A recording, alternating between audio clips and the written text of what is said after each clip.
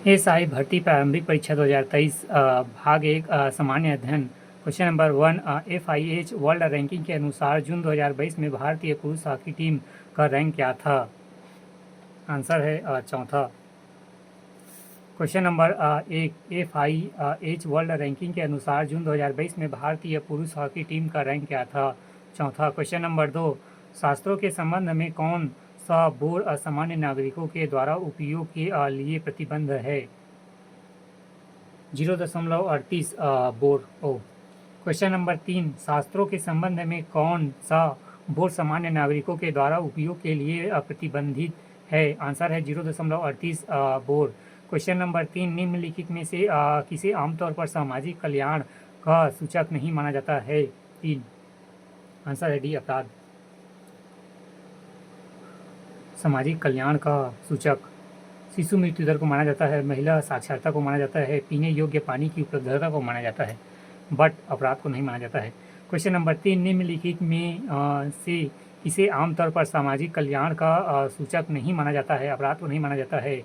ए, शिशु मृत्यु दर को माना जाता है, बी, महिला साक्षरता को माना जाता है, सी, पीने योग्य पानी की उपलब्धता को माना जाता है। क्वेश्चन नंबर 4, भारत की प्रथम पंचवर्षीय योजना का मुख्य उद्देश्य था?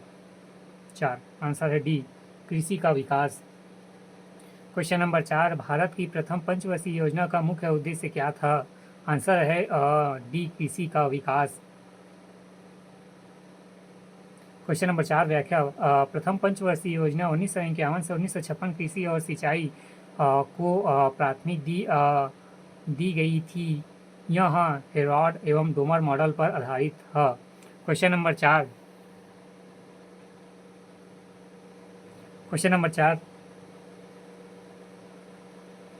व्याख्या। प्रथम पंचवर्षीय योजना 1951 से 1956 कृषि और सिंचाई को प्राथमिकता दी गई थी। यह हेरॉड डोमर मॉडल पर आधारित था। क्वेश्चन नंबर 4, भारत की प्रथम पंचवर्षीय योजना का मुख्य उद्देश्य था कृषि का विकास।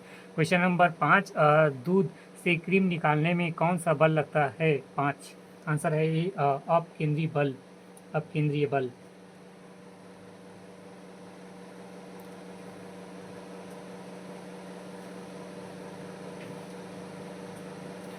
क्वेश्चन नंबर 5, दूध से क्रीम निकालने में कौन सा बल लगता है? आंसर है अपकेंद्रीय बल। क्वेश्चन नंबर 5 व्याख्या। जब कोई वस्तु वृत्ति या गति करता है तो केंद्र से वस्तु पर एक बाहर की ओर कार्य करता है, जिसे अपकेंद्रीय बल कहते हैं। इसी अपकेंद्रीय बल के क्रिया के कारण दूर से क्रीम निकाला जाता है। क्वेश्चन नंबर 5, दूध से क्रीम निकालने में कौन सा बल लगता है? आंसर है अपकेंद्रीय। क्वेश्चन नंबर 5 व्याख्या। जब कोई वस्तु वृत्तीय गति करता है तो केंद्र से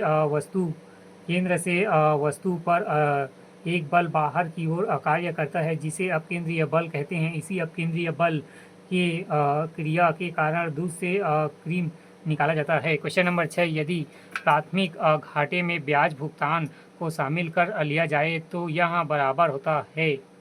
6। आंसर है बी, राजकोषीय घाटे के। क्वेश्चन नंबर 6, यदि प्राथमिक घाटे में ब्याज भुगतान को शामिल कर लिया जाए तो यह बराबर होता है? आंसर है बी, राजकोषीय घाटे में। क्वेश्चन नंबर 6 व्याख्या। राजकोषीय घाटा बराबर प्राथमिक घाटा प्लस ब्याज भुगतान। क्वेश्चन नंबर 6 व्याख्या। राजकोषीय घाटा प्राथमिक घाटा प्लस ब्याज भुगतान।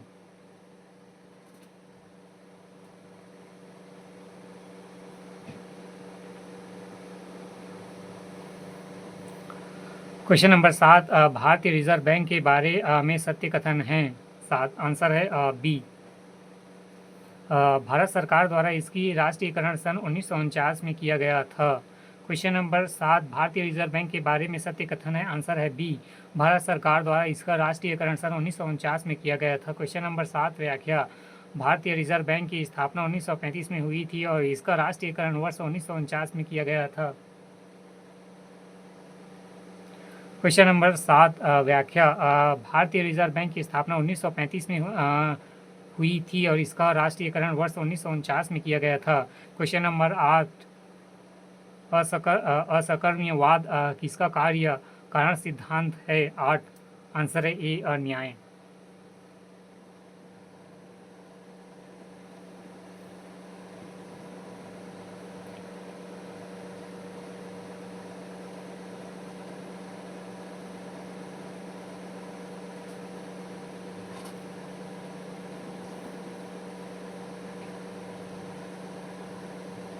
क्वेश्चन नंबर 8 असकर्यवाद किसका कार्य सिद्धांत था? न्याय।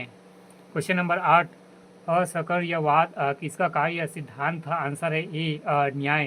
क्वेश्चन नंबर 8 व्याख्या।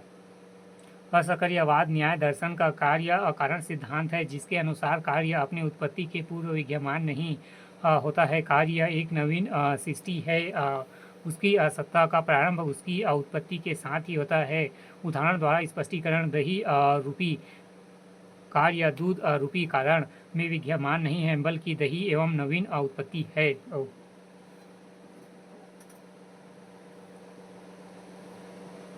क्वेश्चन नंबर 8 असकर्यवाद किसका कार्य कारण सिद्धांत है? आंसर है न्याय। क्वेश्चन नंबर 8 व्याख्या। असकर्यवाद न्याय दर्शन का कार्य कारण सिद्धांत है जिसके अनुसार कार्य अपनी उत्पत्ति के पूर्व विद्यमान नहीं होता है। कार्य एक नवीन सृष्टि है, उसकी सत्ता का प्रारंभ उसकी उत्पत्ति के साथ ही होता है। उदाहरण द्वारा स्पष्टीकरण। दही रूपी कार्य दूध रूपी कारण में विद्यमान नहीं है, बल्कि दही एक नवीन उत्पत्ति है। क्वेश्चन नंबर 9 इनमें से किस गैस को भारत सरकार द्वारा प्रदूषण निवारण एवं नियंत्रण अधिनियम द्वारा उत्सर्जित करने की अनुमति नहीं है? 9। आंसर है डी ऊपर के सभी। सल्फर डाइऑक्साइड और कार्बन मोनोऑक्साइड और नाइट्रोजन ऑक्साइड।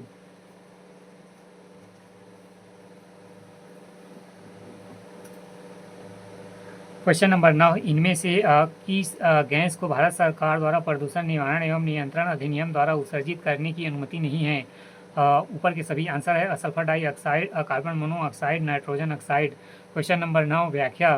कोई व्यक्ति जो किसी वायु प्रदूषण नियंत्रण क्षेत्र में औद्योगिक संयंत्र प्रचालित कराता है, राज्य बोर्ड द्वारा कथित मानकों से अधिक किसी वायु प्रदूषण का न तो उत्सर्जन करेगा, न तो कराएगा और न ही करने की अनुज्ञा देगा। इन उद्योगों को lead, carbon monoxide, sulphur dioxide, nitrogen oxide जैसे विषैले पदार्थ उत्सर्जित करने की अनुमति नहीं है।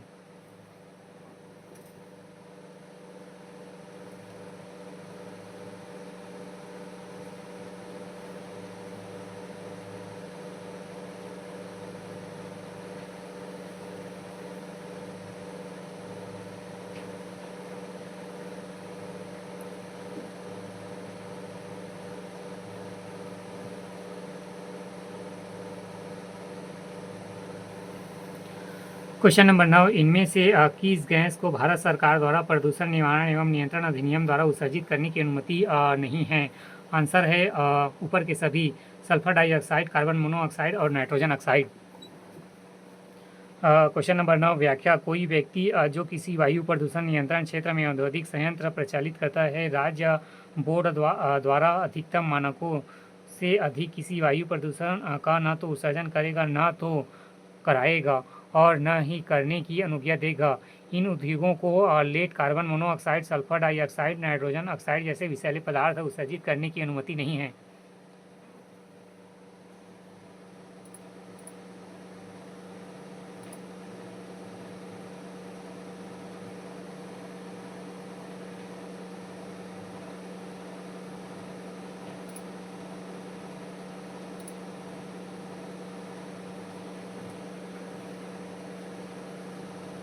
क्वेश्चन नंबर 10 वह ब्याज दर किसके नीचे अनुसूचीबद्ध व्यावसायिक बैंक अपने ग्राहकों को कोई ऋण नहीं देता कहलाता है?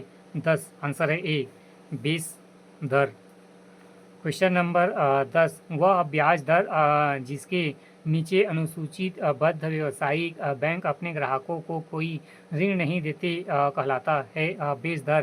क्वेश्चन नंबर 10 व्याख्या। बेस दर वह न्यूनतम ब्याज दर है जिसके नीचे कोई भी वाणिज्यिक बैंक अपने ग्राहकों को ऋण प्रदान नहीं करता है।